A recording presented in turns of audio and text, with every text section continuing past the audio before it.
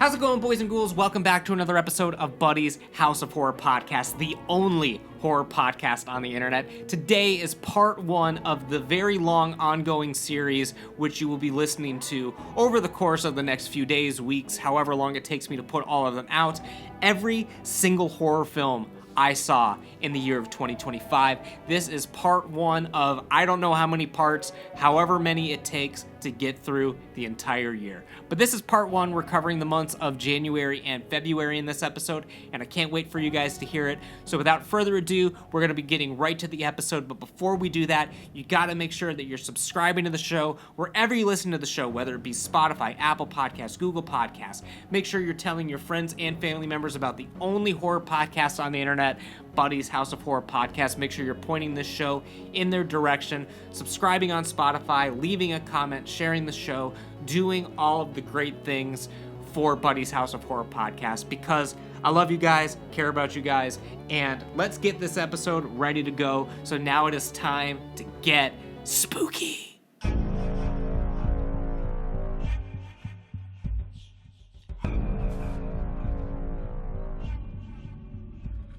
How's it going, boys and ghouls? Welcome back to another exhilarating episode of Buddy's House of Horror Podcast. Of course, we are the only horror podcast on the internet, so I appreciate all of you from around the world tuning in and checking out the show today for your easily listenable pleasures, for your morning drive, for something to have on the background as you clean the house, as something to have on when you're bellowing through the corn mazes, 1,000 miles per hour, in a Jeep Wrangler off-roading. Wherever the hell you're doing while you're listening to this podcast, I hope you are enjoying yourself whilst doing so. I'm having a great fall morning. Wonderfully warm brewed coffee, and just really excited to record today. Really excited to sit down and crack open the can of worms that is reviewing every single horror film that I saw in 2025. You guys know that these are long episodes. You guys know that these series are a very daunting thing to do, to scroll through your Letterboxd and review everything that you've seen in the past calendar year. And I'm here to tell you that this is me committing myself to not doing this format this way again. From now on, in 2026, my New Year's resolution is to be recording an episode every single month covering the films that I watched that month. So that way there are more films coming, there's more podcasts coming out throughout the year, there's less of a stress to try to remember all of these films. I think that would be just a great way to have better, consistent content for you guys, and a better way to kind of make these episodes a little bit more brisk, fast-paced. Ultimately, it will lead to more episodes of this because it's monthly instead of, the 2 or 3 that happen every single year. I mean, I think for 2024, it was like 5 or 6 different episodes to cover the year of 2024. So there will be 12 episodes. Well, let's say 11 episodes in 2026 covering the films, and then of course January 2027 we'll cover the stuff for December most likely, or who knows, maybe at a certain point in December I'll decide like, hey, this is all the horror movies I'm probably going to watch for the year, and then I'll record the episode at the end of December. I'm not sure yet, but regardless, I think that's just a great way to get more content out for you guys. So I will be doing that in 2026 as a way to keep myself, making the podcast all year round instead of just in October. I hope you guys are enjoying any episodes that have come out of the show so far this year. Again, this year isn't going to be a full 31. They haven't been a full 31 in a while, but there will be quite a bit of content coming out this October. Just a little side note before we get started. My cat Binky is being so fucking cute right now. I'm recording this podcast in a room where it just so happens to be his stroller in the same room as me, because we normally keep it by the door-ish in one of the rooms nearby to the door. So when we take Binky outside on the porch, of course Binky is my 3-year-old cat, he loves to go outside. He loves to sit on the porch. He loves to go on little walks. So we have like a little stroller we keep him in to take him outside. When I came in here to record, he thought he was going outside. So he immediately ran into the room right after me, jumped into the stroller, and he is still sitting in the stroller nearly 10 minutes later, assuming he's going to get to go outside. And I'm curious how long he's going to sit in this trailer during the podcast. I will keep you updated when and if he gets out of the stroller or if he will sit here the entire time. I'm unsure what is going on in the brain of Binker Me Dinker, besides the fact that he thinks he's going outside.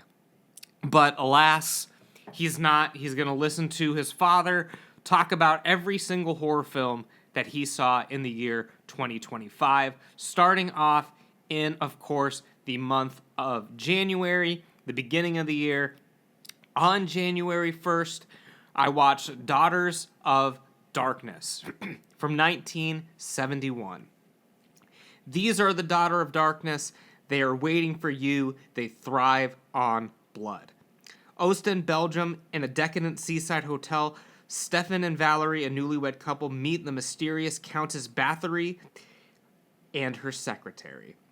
I thought this film was a great aesthetic watch. I love these 70s vampire films.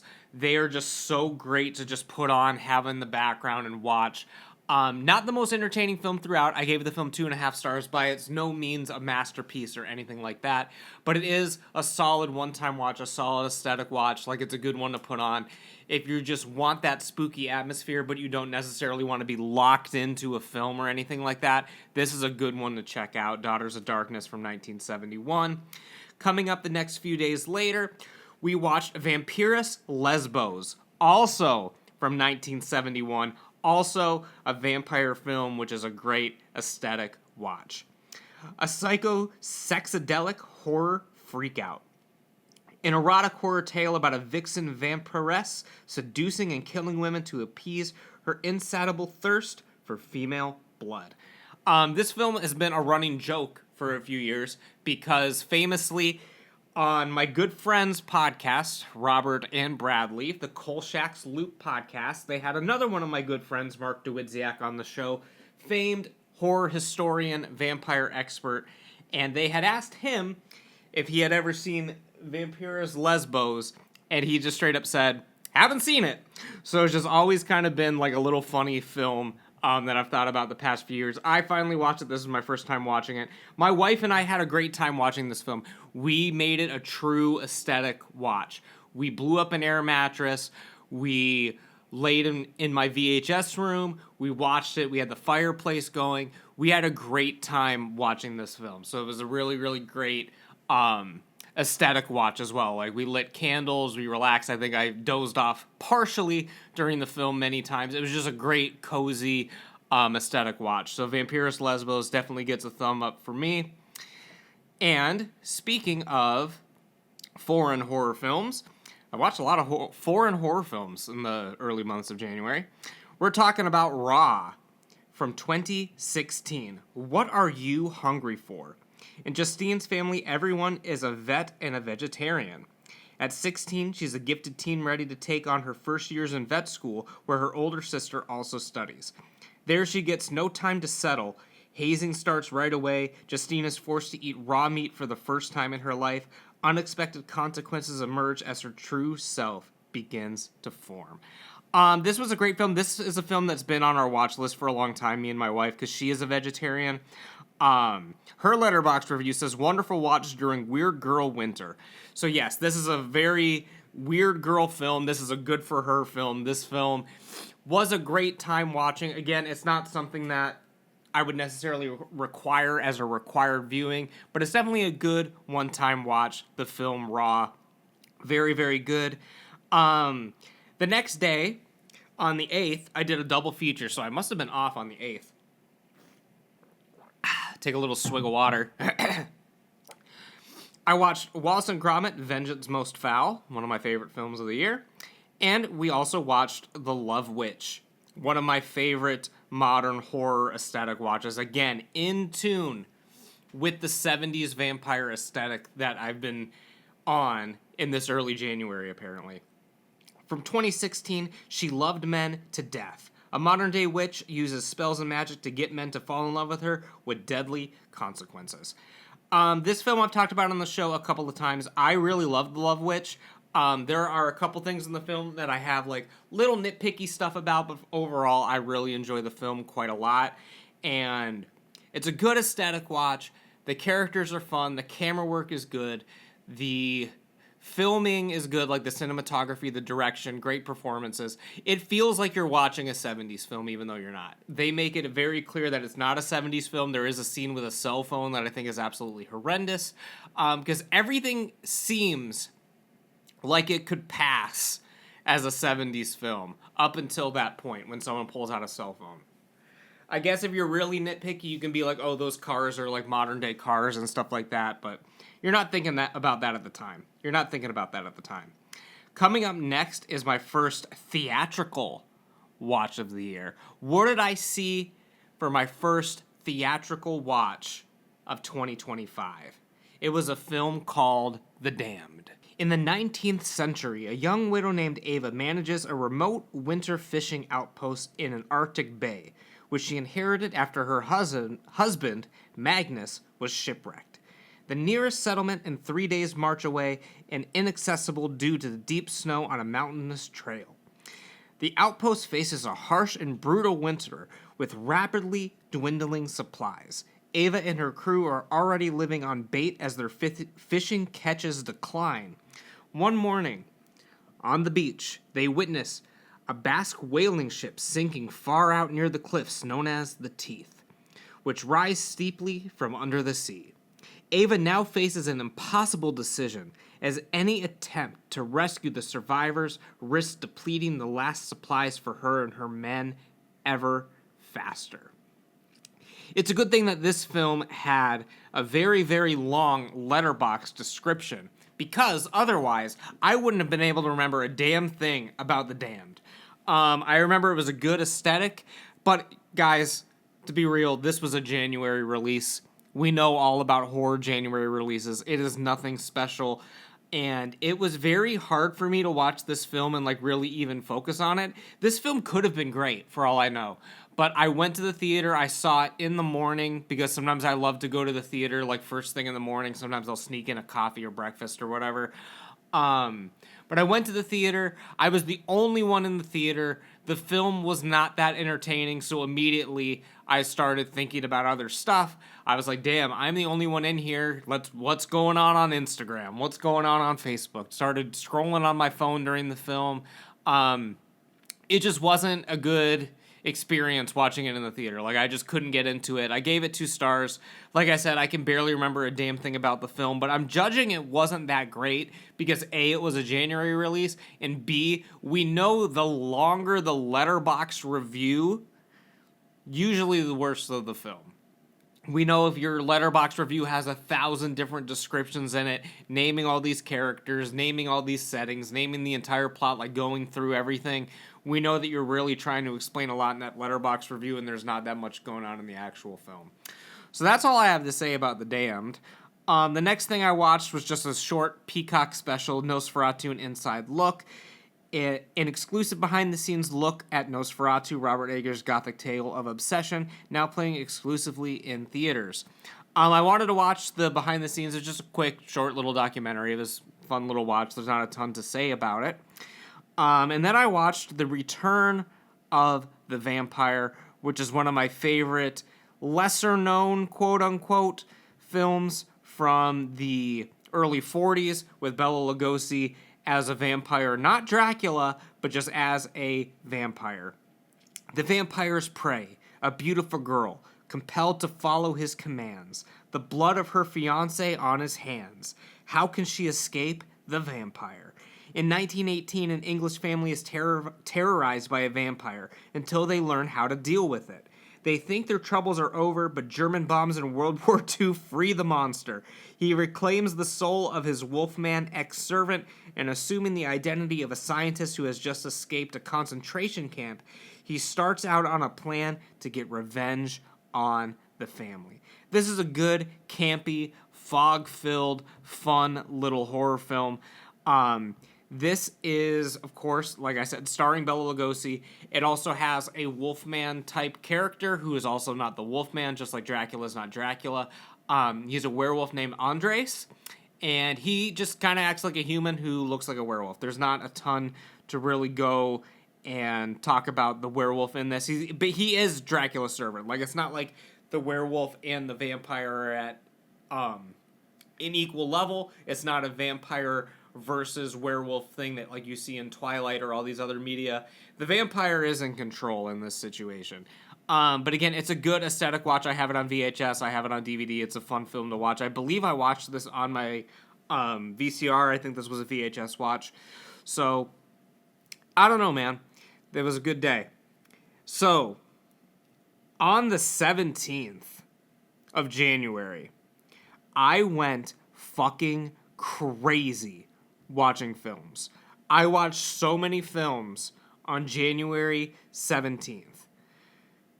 So many films on January 17th. The first of which was one of my favorite films of all time. Here's what I wanted to do on January 17th.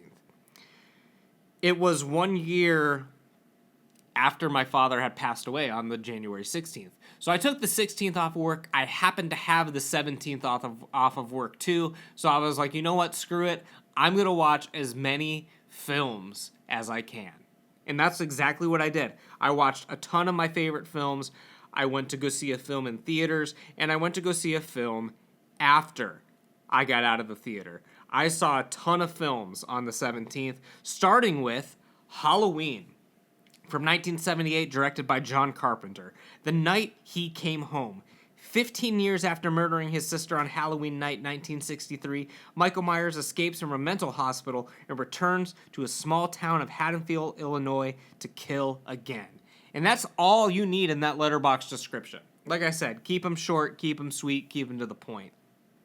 Halloween, one of my favorite films of all time. I don't need to gush about Halloween, but the next film is another one of my favorite films, and it's a film I don't need to gush about either. Another film from 1972, The Night Stalker.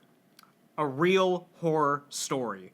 Wisecracking reporter Carl Kolchak investigates a string of murders in Las Vegas and suspects the culprit is a vampire. His editor thinks he's crazy, and the police thinks he's a nuisance.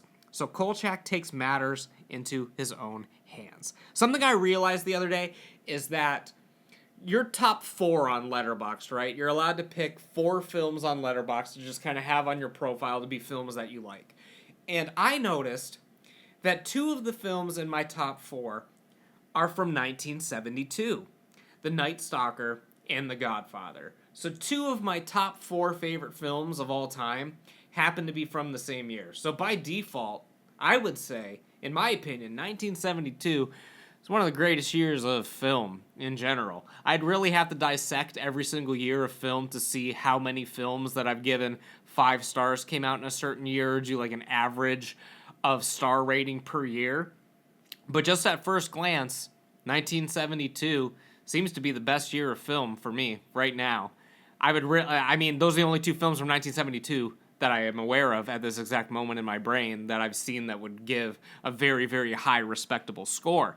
But if you're looking at my top 4, 3 of them are 70s films. One of them is from the 90s, but 2 of them are from 1972. So 1972, absolutely goated year. The next film I watched on the 17th, another one of my favorite films of all time, another easy 5-star classic, is Carnival of Souls. She escaped her death. Now it wants her back. Mary Henry ends up the sole survivor of a fatal car accident through mysterious circumstances. Trying to put the incident behind her, she moves to Utah and takes a job as a church organist. But her fresh start is interrupted by visions of a fiendish man. As the visions begin to occur more frequently, Mary finds herself drawn to the deserted carnival on the outskirts of town. The largely alluring carnival may hold the secret to her tragic past. Yes, it might hold the secret, but doesn't. It is up to you to find out. Carnival of Souls, one of my favorite films ever. Another film I've talked about on this show many times. If you haven't seen it, I did do a 15 Phenomenal Facts of Carnival of Souls a few years ago. So I definitely recommend you check that out. One of my favorite video content things that I've done because I love talking about that film. And just for an update, Binker, I believe, is asleep in the stroller. I believe at this point he is taking a nap in the stroller. And it is one of the cutest things I've ever seen in my life. Moving on to the next 3 films that I watched on this night. It was a vampire triple feature. Starting off with the classic 1941 The Wolfman, starring Lon Chaney Jr. His hideous howl, a dirge of death. After his brother's death, Larry Talbot returns home to his father and his family estate. Events soon take a turn for the worse when Larry is bitten by a werewolf. This is a classic. This is one of the greatest Universal monster movies. It's one of the greatest movies of the 40s. The Wolfman is absolutely iconic. I don't need to go on a whole tirade about how iconic the Wolfman is. It has been iconic enough to get several remakes over the years, one of which I watched later that evening, the brand new January new release film, Wolfman, directed by the normally great Lee Winnell. I normally like a lot of his stuff. The Wolfman from 2025, not so much. Protect your own. With his marriage fraying, Blake persuades his wife Charlotte to take a break from the city and visit their remote childhood home in rural Oregon. As they arrive at the farmhouse in the dead of night, they're attacked by an unseen animal and barricade themselves inside the home as the creature prowls the perimeter. But as the night stretches on, Blake begins to behave strangely, transforming into something unrecognizable. I just thought the film was kind of generic. I did not think it remotely resembled The Wolfman or what The Wolfman was about. At least with his remake of The Invisible Man, it still felt like an Invisible Man movie. This didn't feel like The Wolfman. This felt like a generic werewolf movie. There was nothing in this film that made it seem like it was The Wolfman. There was nothing in this film that was like, yep, that werewolf, that is the Wolfman. It was just a werewolf. It wasn't The Wolfman. It was a remake in name only. I mean, the story was totally different. It had nothing to do with anything. I understand maybe bumping it up for modern audiences, but like it didn't have, I don't know. There was just something about it. It didn't hit any of the marks for me. I am willing to rewatch it, give it another chance. Maybe I can just look at it as a werewolf film and like it a little bit better. But as a remake of The Wolfman, I thought it really, really fell flat. It really fell flat as a remake of The Wolfman. I don't know what Universal is doing with a lot of these remakes, because I know they tried to remake The Mummy a few years ago. I thought The Invisible Man was all right. I still like the original one better. I still like the original concept of the original Man better, where it's more of a science experiment gone wrong instead of just like a invisible suit that he's wearing. I don't know. Universal's got to get it together with these remakes. They just really got to get it together with these remakes. It's crazy to me that the what is her name? Julia Garner. It's crazy to me that she was in one of the worst horror movies I saw this year and one of the best horror movies I saw this year. Because of course she was in Weapons, which came out several months later, enough to get the bad taste of the Wolfman out of my mouth, I suppose. And then we came home and we watched another werewolf film, a short one called Bad Moon. Half man, half wolf, total terror. One man struggled to contain the curse he hides within in his last-ditch attempt to free himself with the love of his family. But then it looks as if he's losing his battle and endangered all holds. Wow, I cannot read for the life of me today. And endangering all he holds most dear, the family dog Thor, is the last hope for his family's survival and to end his werewolf curse.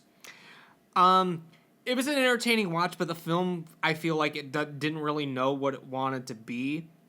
1 minute I'm watching 2 people having sex in a tent, and then a werewolf slashes the tent, completely tearing the couple to shreds. Like, so violent, so gory. And then the next minute it feels like you're watching, like, a children's film. Like, it feels like you're watching Old Yeller, because they're talking to the dog and having the dog, like, do various tasks and stuff. It's very disjointed of a film. Like, I really don't know what audience they really intended this film to be. Like, it seems like it started as either a children's film or an actual horror film, and they tried to, like, meet it somewhere in the middle. Again, the dog is essentially the main character. So, like, it felt like a kid's dog movie for a lot of it. Like, I don't know. Like, for me, the film, it doesn't really hit all the ways you would typically want your werewolf film to hit. But it was better than The Wolfman. I thought it was better than The Wolfman. I don't know. And then also the main character is kind of like, the main werewolf dude's kind of creepy. Like, it kind of seems like he wants to, get down with his sister in this. So it's kind of a weird film. I don't know, dude. Very, very weird. The next couple films I watched, not horror films, I watched Lightyear and I watched Blue Velvet, which I wouldn't consider a horror film, although it does have very horrific elements to it.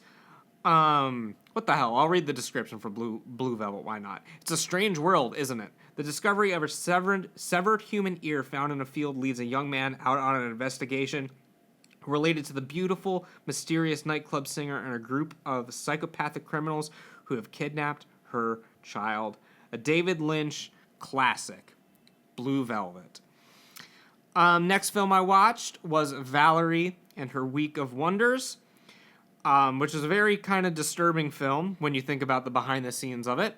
A journey into womanhood, Valerie, a Czechoslovakian teenager living with her grandmother, is blossoming into womanhood, but that transformation proves secondary to the effects she experiences when she puts on a pair of magic earrings.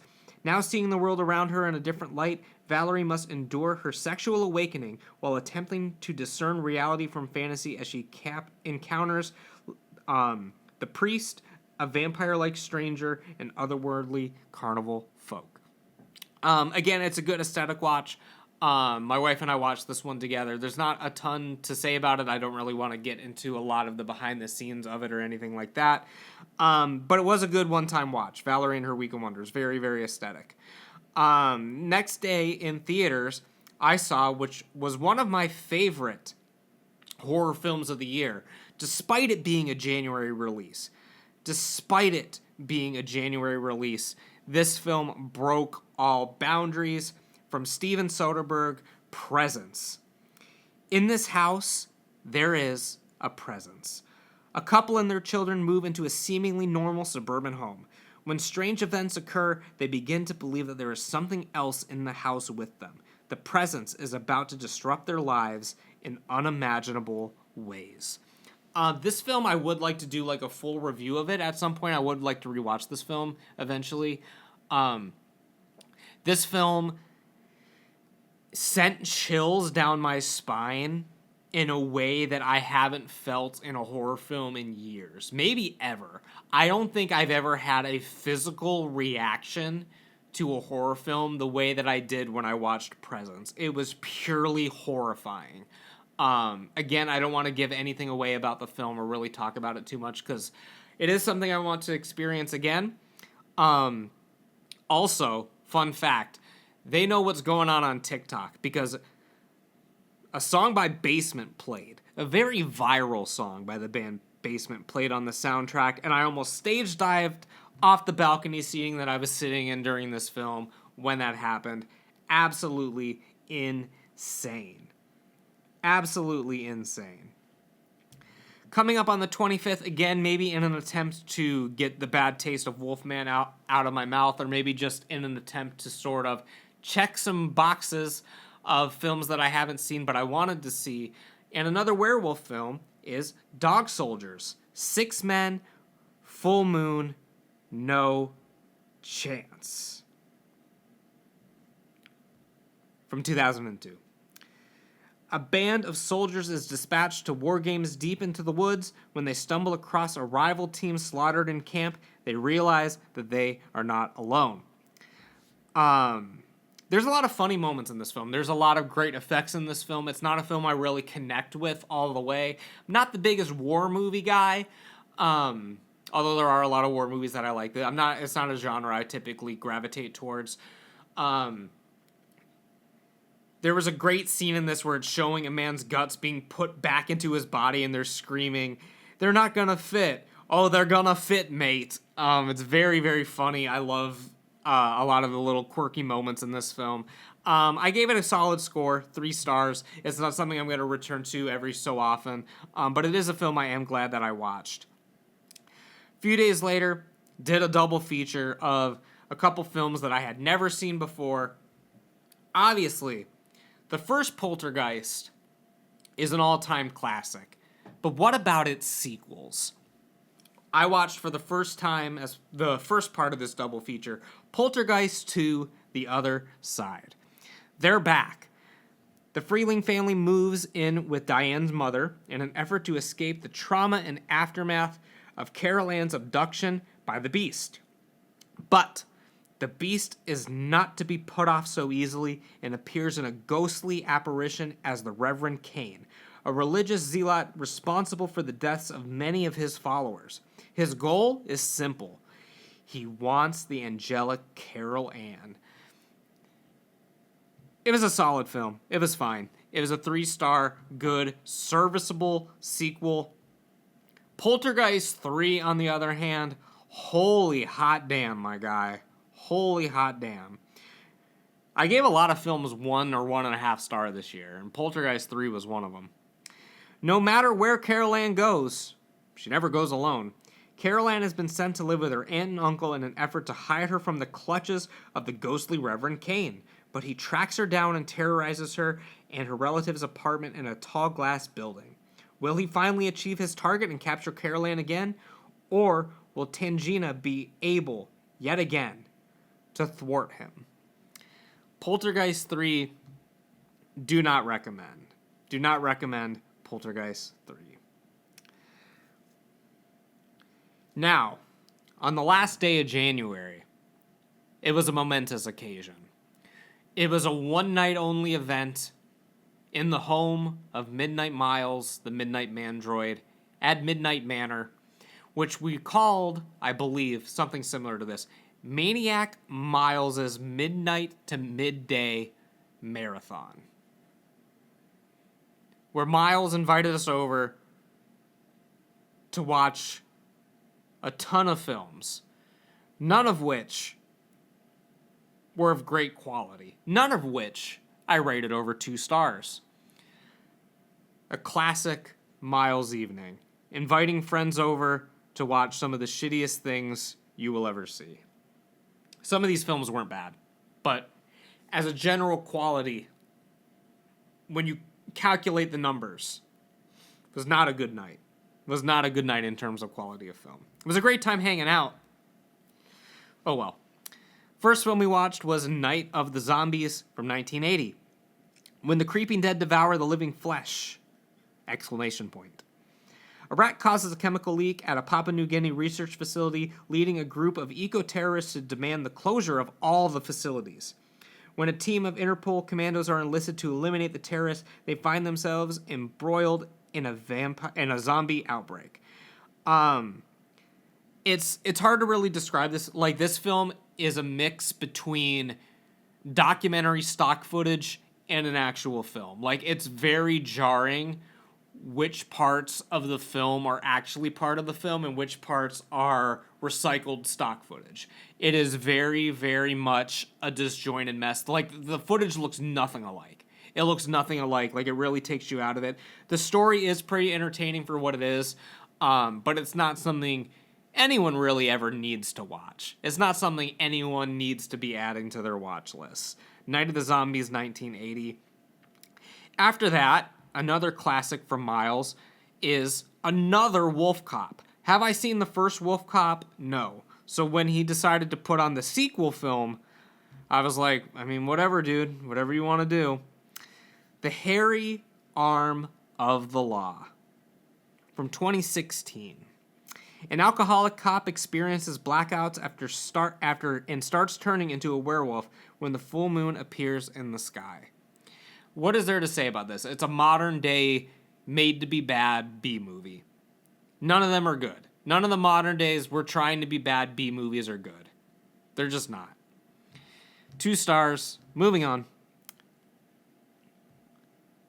Next film is The Demon Axe.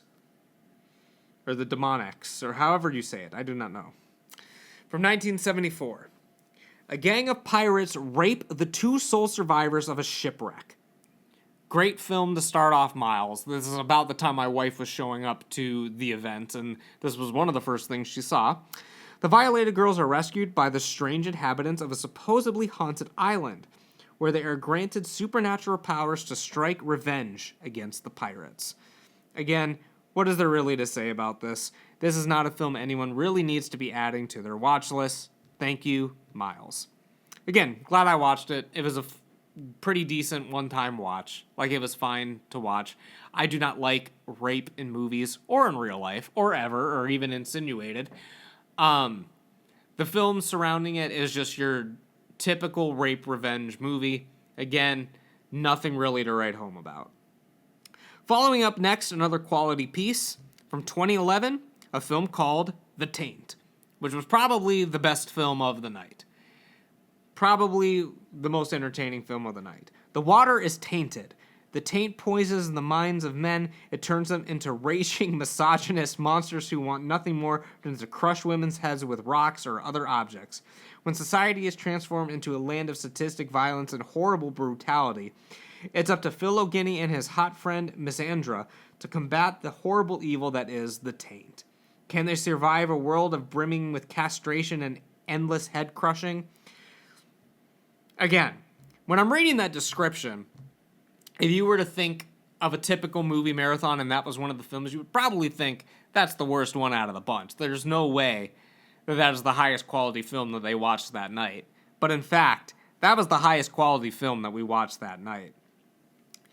At that moment, after The Taint, it was time for a quick break. We walked down the street to get burritos at Cilantro because they're open late. We walked back after eating the burritos, and it was after midnight. So this film is technically the first film of February. This was February 1st. Very, very late at night. One of my lowest rated films ever. One of the rare half stars from me. Thank you, Miles, for making us watch this. The Curse of Humpty Dumpty. If you don't know this about Miles, he's literally obsessed with these horror movies based on fairy tales or Disney movies. He's literally obsessed with them. He sees them all in theaters. The Bambi movie, the Steamboat Willie stuff, the Peter Pan curse and all that stuff. The Curse of Humpty Dumpty is no different. Miles literally obsessed with it. An old doll seemingly returns to life to wreak havoc. One of Miles' favorite films of all time. A hell of a film to cap off the month, well, to cap off January and to lead into the month of February. See, I can't believe that we've already been going for probably like 35, 36 minutes, and we're just now getting into February. That's why I think that this format, once we move into the monthly format, is going to be a lot more good for me. Good for me to tackle these episodes. Not that I don't like doing them. I like doing them. But I think doing them on a monthly basis, being able to expand on the films a little bit more and make it like a full hour episode for just 1 month is going to be something that I'm very much looking forward to.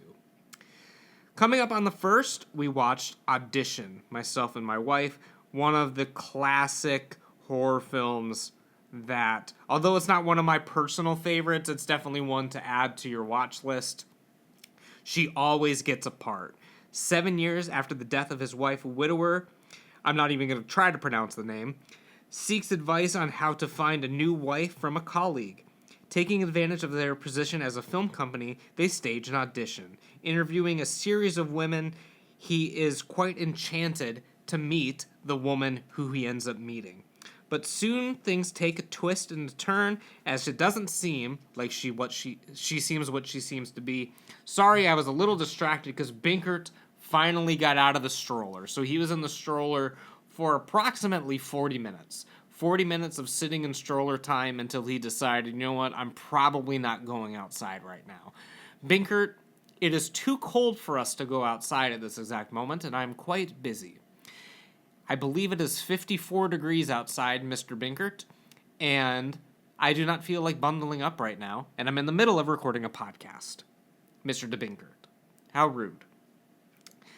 Coming up after that, I wanted to rewatch Creep, because at some point, I watched the Creep tapes earlier on. It's not a film, so it's not on Letterboxd, and it's not part of this list, or any list. I believe I watched that last November when it came out, but I wanted to rewatch the film because it had been a while since I've seen the film and my wife had never seen it. So, decided to watch Creep. $1,000 for one day.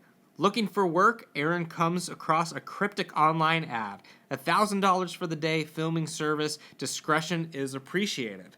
Low on cash and full of naivete, he decides to go for it. He drives to a cabin in a remote mountain town where he meets Yosef, his cinematic subject for the day. Yosef is sincere and the project seems heartfelt. So, Aaron begins to film. But the day goes on, it becomes increasingly clear that Yosef isn't who he says he is, and his intentions are not at all pure. I think Creep is one of those, although it's not one of the greatest films of all time, I gave it 3.5 stars. Although it isn't a 5-star masterpiece, I do think it is one of those modern classics. It did kickstart sort of a franchise. It was a little indie film, and they made a sequel. They made a series out of it, which is essentially 6 mini films. I do think it works a little bit better as the series. Like, I think that having the short contained ones, it kind of like cuts out a lot of the stuff that like would be turning the wheels in the series at this point. I feel like the shorter episodes actually are a little better. Like, I wouldn't mind having like maybe 1 or 2 more seasons of the Creep tapes, and then it all ends in like a big film or something like that. You know what I mean? So I really enjoy the Creep franchise. I haven't seen Creep 2 in a while, but I want to rewatch that eventually, and I want to rewatch the Creep tapes eventually too. Like, I thought that was a great series. It was a nice, fun watch. It's a good thing to just kind of put out. Like, they're half-hour episodes. Like, I binged the entire series in just a day. So I think it's a very good. It's very good. I like the Creep franchise. Coming up on the 2nd of February, I watched for the second time in my life, the first time in my wife's life, we watched My Bloody Valentine for the first time. Well, she did. I watched it for the second time. There's more than one way to lose your heart. 20 years after a Valentine's Day tragedy claimed the lives of 5 minors, Harry Warden returns for a vengeful massacre among teen sweethearts geared up for another Halloween party. This film is a classic. This is one of those classic 80s slashers, classic 80s holiday slashers, along with Halloween and Christmas Evil and Silent Night, Deadly Night, and stuff like that. One of those classic films. It's of a higher quality of some of those other holiday films like Happy Birthday to Me and stuff like that. It's a higher quality. There is a level of nuance to it. It's still very low budget. It still feels like it's cashing in on a lot of stuff. But I think it's a good film. Like, it's not anything that I think is a masterpiece. I know this is one of Miles' favorite films of all time. I think it's a solid 3 stars. It's a good watch. The laundromat death is iconic. The mine is iconic. The look of Henry Warden or whatever is iconic. Like, it's just a good film. The next film was an unexpectedly good film. When my wife decided to put this on, I thought it wasn't going to be a great film, but boy was I surprised. And if you haven't seen The Lair of the White Worm from 1988, you need to see it. Like, this film is absolutely bonkers. When I can't remember the exact reason why she wanted to watch it, I think she kind of looked up just like, I can't even remember what she would have looked up to decide to watch this. But I was like, hey, like, Bram Stoker wrote the novel. Like, yeah, I'm down. So we watched this. The special effects are crazy. The story is insane. It's a classic. It's something I want to watch at some point in the future. Just have, like, an insane movie night. And this is one of the films of the movie night. Some legends really bite. When an archaeologist uncovers a strange skull in a foreign land, the residents of a nearby town begin to disappear, leading to further inexplicable occurrences. Special effects are crazy. Like, this film was absolutely bonkers. Check it out if you haven't seen it. Definitely on my next insane movie night. This is one I want to add to the list. 1972, another great year, another great film from 1972. Wow. This is technically not really a film, but it's a made-for-television film. It's a TV series, but it's a film series, Ghost Stories for Christmas by Lawrence Gordon Clark. This was the first one that I watched out of the series, and you'll see as we get later on into the year, as we talk about it, I really love this series. I had never heard of it before. I had just seen it on Shudder, a lot of these A Ghost Story for Christmas kind of things. So I was really curious in checking it out, because even though it wasn't Christmas time, the film didn't look like it was a Christmas film. It looked like it was a ghost story for Christmas, like keeping in terms of telling ghost stories around Christmas time, which is exactly what this was. I didn't know it at the time. I went and researched a lot of it, and that's how the series sort of got its name. But A Warning to the Curious is a great film. It is my favorite, I think, out of the Ghost Story for Christmas series, not counting the Whistle and He Comes to You, because that's not technically part of the series. But we'll talk about all of that at a later date, because I do plan on making a full series retrospective of A Ghost Story for Christmas at some point in the future, hopefully around Christmas, or if I feel like it, might put it out October, November, to gear you up for the Christmas season. Paxton, an amateur archaeologist, travels to the town of Seaburg and inadvertently stumbles across one of the last crowns of Anglia, which, according to legend, protect the country from invasion. On digging the crown up, Paxton is stalked by its supernatural guardian. The visuals in this film are insane. I love the film grain in this film. I could just look at this film for hours. It's so comforting. It's such a cozy watch. The trains, the sea, the countryside. Albeit, like, sometimes you might wish that the story is a little bit more interesting. It's a little bit of a cliched story. But for me, I didn't mind that at all. I don't know. I really love A Warning to the Curious. I really love A Warning to the Curious. I believe I watched it 3 or 4 times this year. So that speaks volumes to it. And I granted, I was watching it because I want to make an overarching episode about it, but I didn't mind rewatching it 3 times so far this year again. I'll probably rewatch it again in preparation for that video, and I'll probably watch it again after that around Christmas just for the hell of it. But A Warning to the Curious, one of my new favorites, to be honest. One of my new favorite horror films, to be honest, at least in the made-for-TV genre. Coming up next is another Todd Browning classic, starring Bela Lugosi, another Bela Lugosi classic, Mark of the Vampire. I have a poster of Bela Lugosi as the vampire in Mark of the Vampire, because a lot of times that is the one you see in a lot of marketing. Like, the images of him as Dracula, like if you were just to look up like Dracula poster, it's usually Bela Lugosi from Mark of the Vampire instead of Dracula, unless it's a specific poster that says Dracula on it. Like if it's just a generic vampire poster of Bela Lugosi, it's normally from Mark of the Vampire. Undead, yet living on the kisses of youth. I'm not going to read all this Letterboxd description because we got a lot of shit to cover. But basically, this is Todd Browning's remake of London After Midnight. It stars Bela Lugosi as a quote-unquote vampire, but he's not actually a vampire. He is an actor, and shenanigans ensue. I don't want to reveal everything about this film, but it is a remake of one of the most famous lost films of all time, also directed by Todd Browning. It's crazy that he directed like so many classics from this era, and out of all of them, it seemed like he didn't give a shit about doing Dracula. But like all these other films have so much like care and like thought behind them and stuff, and I don't know. It's a little weird.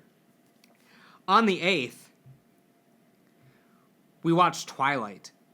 And I believe I watched Twilight in theaters. I think this was a theater watch, because I know I saw Twilight in theaters. I can't remember if it was in February or not. I'm going to assume this is when we saw it in theaters.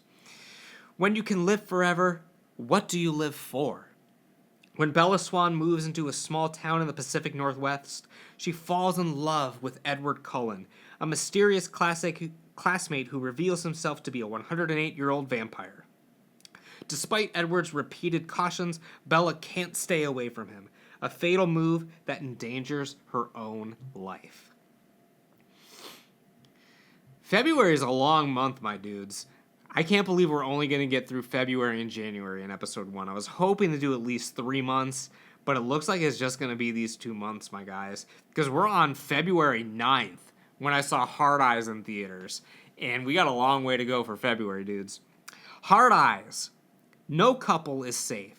When the Hard Eyes killers strike Seattle, a pair of co-workers pulling overtime on Valentine's Day are mistaken for a couple by the elusive couple-hunting killer. Now they must spend the most romantic night of the year running for their lives. This film, all of my friends really liked. Miles liked it. Jared liked it. Like, people were giving it high ratings. They said it was funny. They said it was scary. I thought it was so overrated. I don't know. Maybe I'm just not in the right headspace to watch a Valentine's Day horror movie, or I don't know what was going on with me. But even still, like, thinking back, like, there weren't that many memorable kills in it. Like, there was the scene in the factory where they're stuck in the mechanism or whatever, but, like, there wasn't a ton happening in this film. The film is like a Scream ripoff. I believe there's a scene at a drive-in, so that was pretty cool. Maybe I love Hard Eyes. Maybe the more I think about it, the more I'm loving Hard Eyes. Maybe sometime for another Valentine's Day coming soon, I'll give it a rewatch. But for right now, my 2 stars stands. On the 10th, just for the state of talking about it, Attack on Titan, The Last Attack, was in theaters. Easily, probably my favorite thing I watched in theaters this year. But not a horror film and not actually a film. It's 2 episodes of a series they put together. Whatever. Coming up next is a film I've been wanting to watch for a very long time, and my wife and I watched it together. Another perfect film that I would love to do as part of a movie night or something like that. Messiah of Evil. Terror you won't want to remember, and a film you won't be able to forget. A young woman searching for her missing artist father finds herself in a strange seaside town of Point Doom, which seems to be under the influence of a mysterious undead cult. One of my favorite new watches, too. Like, this was a 3.5 star, just like a blind watch. Like, I was really, really blown away by this film. It's one that I want to rewatch. Again, I'm going to start curating this movie night. Lair of the White Worm, Messiah of Evil. I'm really going to start trying to curate this movie night. And I cannot wait. Cannot wait. I think it's going to be a ton of fun for me to do that. Coming up next, I watched American Movie twice in a row because I was teaching it in my class that semester, and I taught the same class twice in a row, so I was an absolute lunatic and watched the film back to back. I had like 4 hours of American Movie. After that, I watched Flow, finally. Really, really great animated film, Flow. And then I watched from the Criterion Collection, rented from the library, Grip of the Strangler, directed by Robert Day. King of the Monsters, Karloff, and his new horror hit. A researcher investigating a notorious serial killer who was hanged 20 years earlier seemingly becomes possessed by the Strangler. It's a great film. This was a fun film to watch. I don't think it's anything noteworthy. I mean, I gave it 2 stars. That's about as good as I can give it. But I love it. I mean, I love all things Karloff. I love all things old and spooky. So even though it isn't one of my favorite films, I still thought it was quite enjoyable. After that, I watched another one of the Ghost Story for Christmas. This one was The Ash Tree. Man of leisure Sir Richard receives notification that his uncle has died, making him return to his stately country manor and all of its lands. Giving him this, he is inheriting this. On his return to England, he immediately sets about taking stock of all legal matters concerning to the new property, but during these dealings, Sir Richard seems to be more than a little distracted. He hears strange noises from the ash tree outside his bedroom window. This film, I gave 3 stars. It's one of the more middle-of-the-road sort of films in that series, but I do still quite enjoy it. The Ash Tree, again, I watched it many times this year, so I'm not going to harp on it again and again. This series is something I want to do a full retrospective of, so I will leave it at that. And we will be moving on. Next film on the list is another library watch. Big fan of the library. Support your local libraries. The next film was The Million Eyes of Samuru.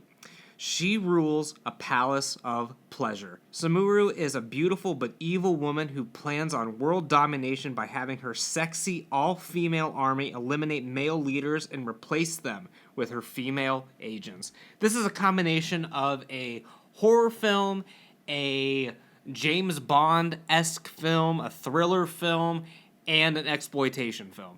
So take that for what it is. I am glad that I watched it. I don't think I ever have an opportunity to watch it again, but it was a fun one-time watch. The next day, I watched a film where, had I watched it the year that it came out, this film probably would have been in my top whatever films of the year that year. Unfortunately, this came out in 2023. I think it came out wide release in 2024, and then I ended up watching it in 2025. So it was a little bit too late to include it in any sort of top 10 list or anything of that nature. But The Vordelak was a great film. Very, very great film. Lost in a hostile forest, a noble emissary of the King of France finds refuge in a home of a strange family, and that is putting it lightly. This film is a wonderful, unique, artsy, aesthetic-y vampire film. One of the most unique films I've seen in a while. It's been remade a few times. Like, this film is sort of a loose adaptation of one of the segments of Black Sabbath, the 70s film with Boris Karloff. It's a famous literature tale as well. It essentially focuses on an old man who's returning home to his family after being turned into a vampire. And these particular vampires only thirst on the blood of their loved ones. So it is a very, very intimate sort of story. So, like, they know that this is happening. They know that he's a vampire, but he's still their grandfather. They still love him. So they're still kind of being subject to getting their blood taken from him and stuff. Like, it's a very, very interesting story. The vampire in this is a giant puppet. So that's also another thing that's very unique about this film as well, that it's not an actor playing the role, but rather a puppet. So very, very unique film. One of my favorite films that I watched early on in these first few months. The Vordelak gets a high rating from me, 4 stars. I want to rewatch it at some point in the future as well. Next film I watched, I saw in theaters. It's called The Monkey. Directed by Osgood Perkins, the same gentleman who brought us Longlegs the year prior. Everybody dies, and that's fucked up. When twin brothers find a mysterious wind-up monkey, a series of outrageous deaths tear their family apart. 25 years later, the monkey begins a new killing spree, forced the estranged brothers to confront the cursed toy. This is a film that kicked off the trend that I saw in films this year, where an actor is playing dual roles, where an actor is playing sometimes brothers, sometimes twin brothers, but this happened a lot this fucking year. That was a big cliche this year. It's like, yo, you got a movie, we're going to have the main person play twins or play different characters in the same movie. It was a big, big cliche this year.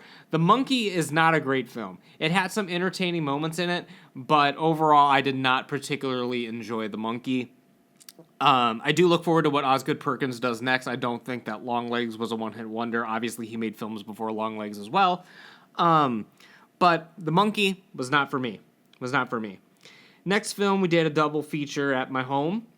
And one of the films, the first one, was the Tobe Hooper classic, Eaten Alive.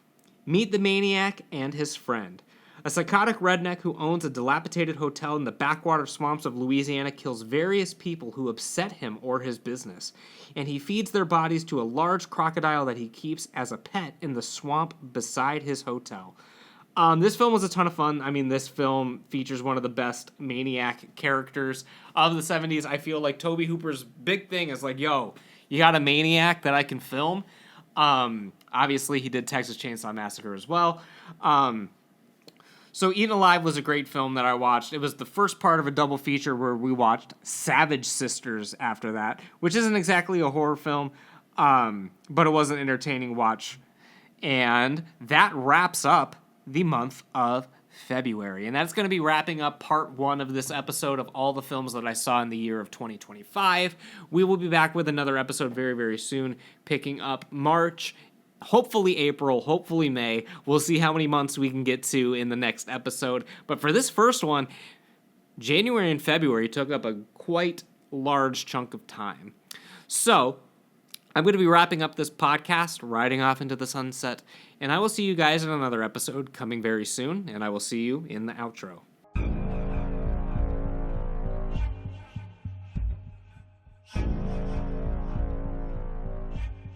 Well, that's about it for this time, you guys. I hope you enjoyed every single horror film I saw in the year of 2025 for the month of January and of February. I will be back with another episode very soon, but before I go, you guys gotta make sure you're smashing that like button, subscribing to the channel, telling all of your friends about the only horror podcast on the internet, Buddy's House of Horror. And I will see you guys back here again for another episode coming very, very soon. So take care and stay spooky.